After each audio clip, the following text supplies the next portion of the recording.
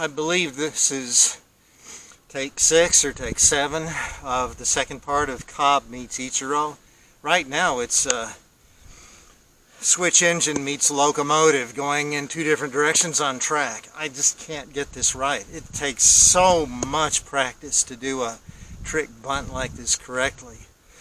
I know that one thing that I told you maybe not quite right in part 1 was to hold the top hand farther down on the handle than if you were really going to bunt, and that resulted, I found out, in something too much like a line drive. Some of them were good line drives, might have been to medium deep outfield, but that's not what I'm trying to do here.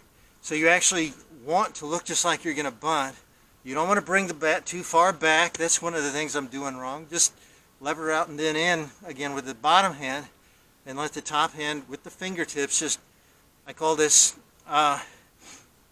fake and then throw down.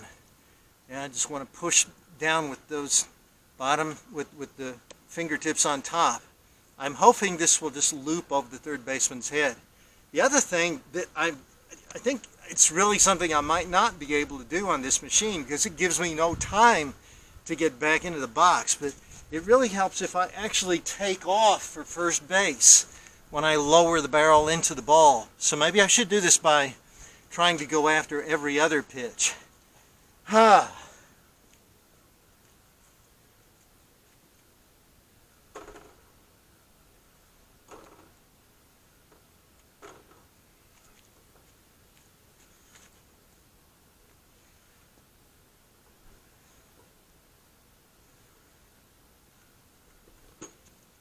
no, man, that's, no. That's too bad. That's better. That's on the ground. Yeah, that's better. Oh, come on, Ichiro, that was too quick. Wow! That's not bad. It's too high though.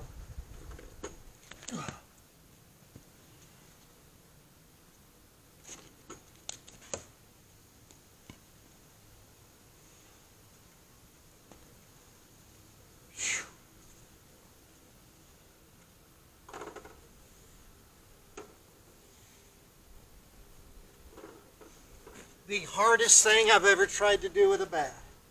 Right here.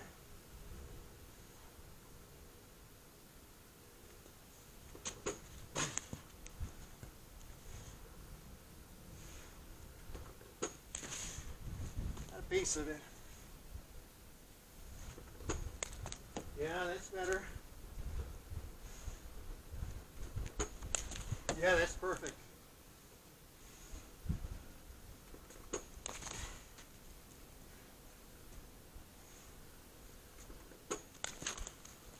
Bad. Just missed it. Again, just missed it. Believe it or not, those are the best results I've had so far, and I'm just going to leave it at that. You have to try this hundreds of times, and the machine has variable release points, and this ball's going all over the place. I am not nearly ready to do this with any expertise, but I'm not trying to show you what a great performer I am with a bat. I'm just trying to give you some ideas. Really, the ones that I got under but hid back there toward the dugout, those are not going to hurt me. They're not high enough up that anyone could run under them and catch them, and I'm going the right way with them. I just got under them a little too much. And even some of the ones that they're in the air, but they're real low and taking off like shots. Most of those, if the third baseman's coming in, most of those are going to shoot right past him.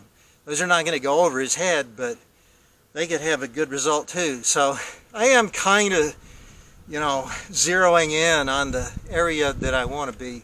I'm mostly getting them to the left side. I think that what worked better that time than what I've been doing is that I was not bringing the bat back, and I was not coming through with anything like a full swing. It's, as I say, with this machine, it's hard to take off for first base as I execute the stroke and then get back in time for the next one. But I am trying to really get off the back foot entirely as if I were taking that first big step toward first base. This kind of thing would just sort of keep the infield from thinking that they know what you're going to do. And as I said in part one, I think once you try this and it works, they're going to have that doubt in their head for the rest of the game. They're not going to know if you're trying it a second time and maybe you just drop down a more conventional bunt, but the third baseman didn't get suckered in. So now he's not going to be able to come in time to make the play. Lots and lots of work needed for this, but I sure hope this gave you a few ideas, because it exhausted me.